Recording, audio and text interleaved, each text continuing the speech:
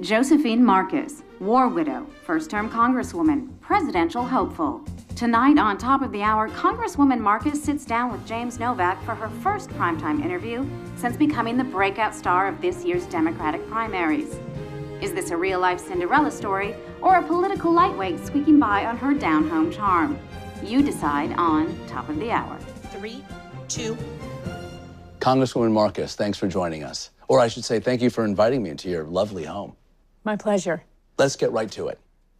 The Reston campaign says that you lack the experience to be president of the United States. What's your response to that? Congresswoman Marcus? There's something my grandmother used to do whenever I'd start dating someone. I would tell her his name, and then she would say, "Oh, what part of town does he live in?" That was her way of asking if my boyfriend was white.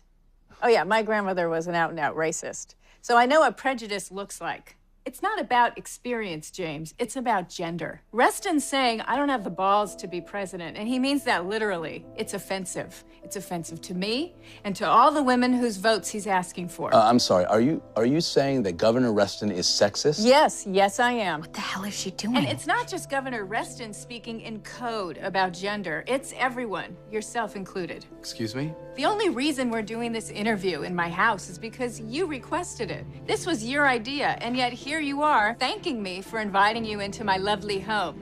That's what you say to the neighbor lady who baked you chocolate chip cookies. This pitcher of iced tea isn't even mine. It's what your producers set here. Why? Same reason you called me a real-life Cinderella story. It reminds people that I'm a woman without using the word. For you, it's an angle. I get that. And I'm sure you think it's innocuous, but guess what? It's not. Congresswoman Marcus. Don't interrupt me when I'm speaking. I have to stop this. Don't you dare. You're promoting stereotypes, James. You're advancing this idea that women are weaker than men.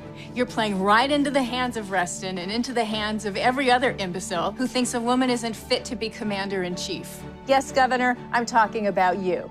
7 years I served in the United States Army, which is 7 more years than Governor Reston ever served. A fact you conveniently omitted from my intro. How about soldier, lieutenant? Yeah, that was an oversight. I'm sorry. Unbelievable!